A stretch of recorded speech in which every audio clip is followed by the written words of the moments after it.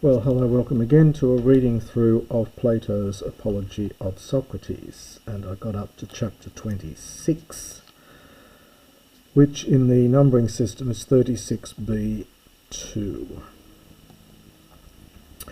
Now, at this point, as I mentioned before, the verdict's been given of guilty, and then the prosecutor, Miletus, then speaks, but not in this text of course, and he calls for the death penalty. And according to the law, it's then the offer is then given to the person who's been found guilty to propose an alternate penalty. And this now is what Socrates does in the next couple of chapters. In the first one we're going to read, which is a fairly longish one, Socrates really does himself no favour, because he suggests that he be rewarded rather than punished for his behaviour. So it's quite a very important chapter, this one, and we shall read through it here. So he uses the verb timao in the middle. It has the sense of proposing a penalty, and the penalty goes into the genitive. So we get these genitives. We'll get this all the way through. This middle of timao, timamai, plus a genitive, meaning to propose a penalty. So he doesn't even name Miletus, he just says the man. This, of course, is Miletus, who's just proposed the death penalty, and he says, the man then has proposed a penalty of death for me. Aien, well then, ego de de tinos humin antitimesomai o andres athenaioi. So we get a question here, and this is to propose a penalty in return. So I indeed shall I propose to you a penalty of what penalty will I propose to you in return? Now the ego is very emphatic, especially after the ho'ane, and then we have a day. So what penalty will I propose in return to you, indeed, O men of Athens? A dailon hotites axias. This is a fairly elliptical expression. The a here is being used a little bit like an in Latin. There's been a question before it, so it's sort of following on from that question. You don't really translate it. So the dailon's probably adverbial. So clearly I shall propose you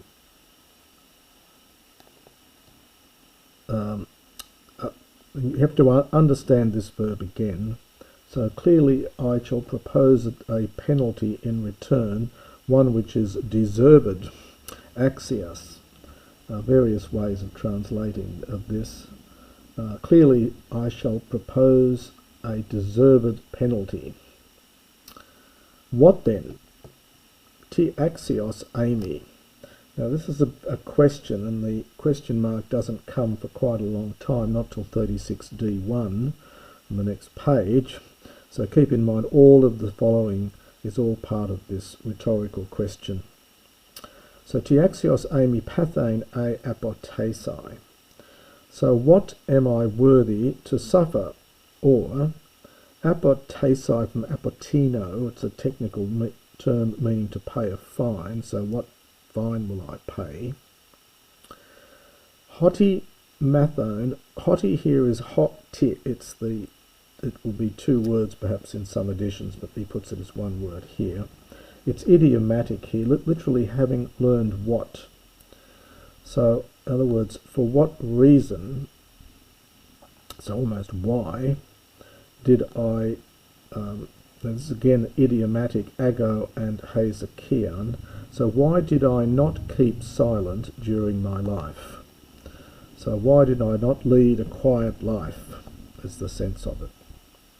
But amelesas, not showing any concern, it takes a genitive, for those very things which the majority are take a concern.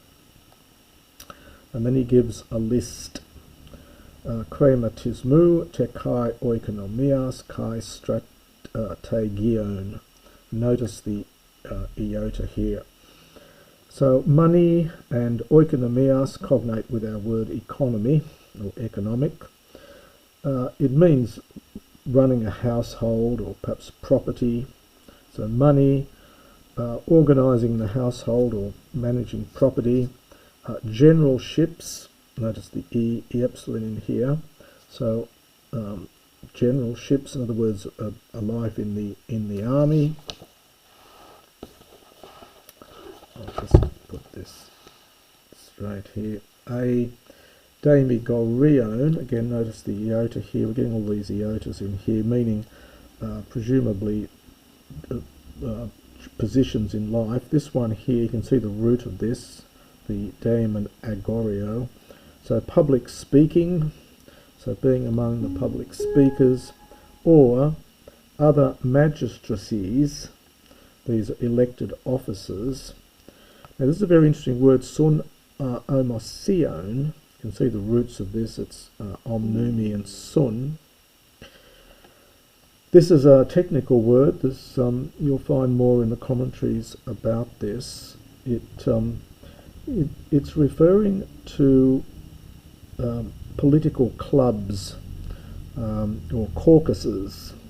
These were political clubs of generally upper-class young men who favoured oligarchy rather than democracy, and caused a lot of troubles in Athens. These were very popular at the time and caused a lot of political unrest. And Stasion, well, this is the political unrest. This is the seditions which are happening, which exist in the city. And then it goes back to the nominative. I, regarding myself in reality to be more moderate, probably is the way to translate this, esteron, more moderate than so zest I to keep myself safe by going into these things. Now it's interesting because earlier he says that had he gone into these sorts of things he wouldn't have survived, and now he said, well, I would have been safer if I had. I'll leave the commentators to explain this point. Entaltha men, and we'll get a balancing debt down here. Uk ea, this is from Amy Ibo. I did not go there, hoi, where, to the place where, Elthone, if I had gone, I would be, I was about, or perhaps I would have been, I was about to be of no use, neither to you nor to myself. So I'll just do that bit there. So I did not go there where, if I had gone, I was about to be of no use, neither to you nor to myself. And then there's the balancing debt, but. Now the epitot goes with the infinitive, you getain. And this little bit in the middle is separate here, so it's idea hekaston eon.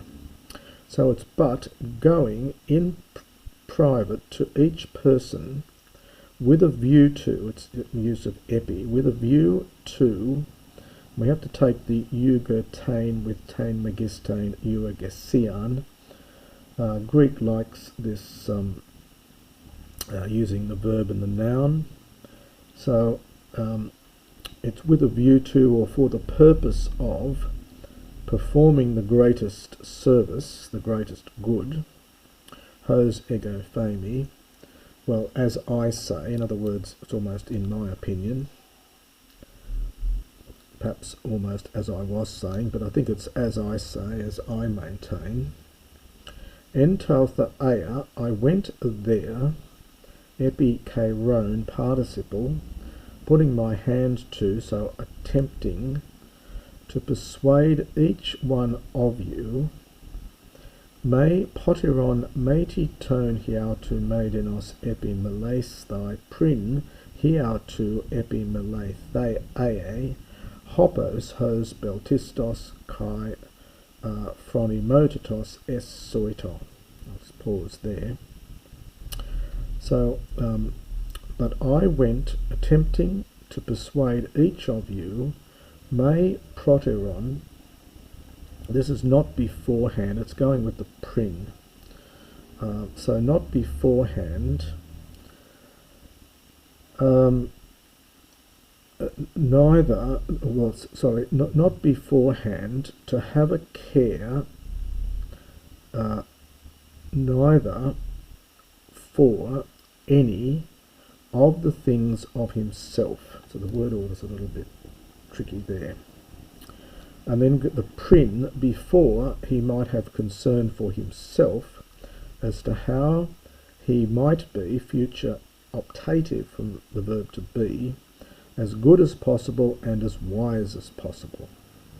So I'll just do that there. We're getting matey, another matey down here. So it's a very intricate sentence. So attempting to persuade each of you, not beforehand, to have a care, neither for any of the things of himself. So this verb takes the genitive with the meidenos, not any of the things of himself, before he has a care for himself, how he might become, he might be, as good as possible and as wise as possible. This is hos plus the superlative. Matey, and to have a care neither for the things of, that's balancing that tone there, neither for the things of the city, before having concern for the city itself, and to have a care for other things, thus, according to the same, we might say the same principle, according to the same way, the same manner. Ti un ami axios pathain toiutos on. Now here's finally the question mark for the question we had at the previous page. And it really cycles back. The editor's put a dash here because he now goes back to the questions he asked himself at the beginning. What then am I worthy, what then am I, being such a man, am I worthy to suffer? And then he answers his own question, probably to the annoyance of the jury. Agathon te, a some good thing, O men of Athens. A, probably since rather than if here, since it is indeed necessary for me, understood, to propose in truth according to that which is perhaps appropriate for axion here, in order to that which I deserve, is the sense of it. So I'll just say according to that which is appropriate. So if I must propose a penalty in truth according to that which is appropriate, or according to that which I deserve. Kai tauta ge agathon toi uton hoti an prepoi emoi. Now this is this general, and in regard to these things indeed, some good thing. So it's almost yes indeed, some good thing. Hoti, two words here, whatever thing might be appropriate, might be fitting for me. Ti un prepe andri pene tiu agete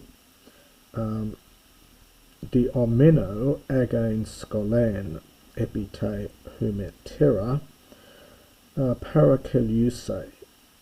So what then is fitting for a poor man, this is third declension from penes, what then is fitting for a poor man who is a benefactor, to put it into Latin, a doer of good, or so benefactor, who is in need, again skolain.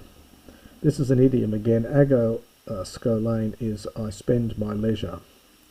So who is in need of almost a life of leisure, a leisurely life, to spend my life in leisure. This is of course cognate with the our word school. School is the place you go in your leisure, but in Greek this means at your free time when you're not working. So to spend your life in leisure. So what then is fitting for a poor man who is a benefactor and in need of a life of leisure, to live a life of leisure?